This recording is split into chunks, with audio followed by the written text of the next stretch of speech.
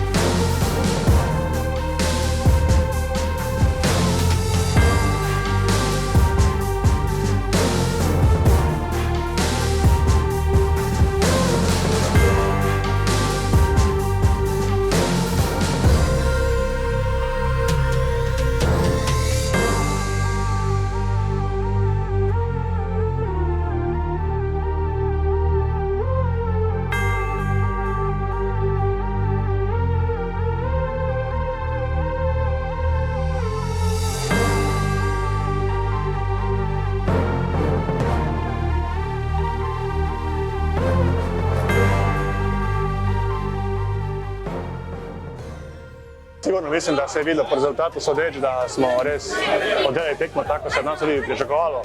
Tako da na koncu smo zadovoljni, zdaj pa pripravi na Celje. Pokal bo zdaj nekaj časa na stranskem tiru, nadaljuje se znova s prvenstveno tekmo v soboto, derbi vodilnih v Celju. Vabljeni, da ekipo podprete tudi na bližnjem gostovanju. Dvoboj bo v soboto 15:08.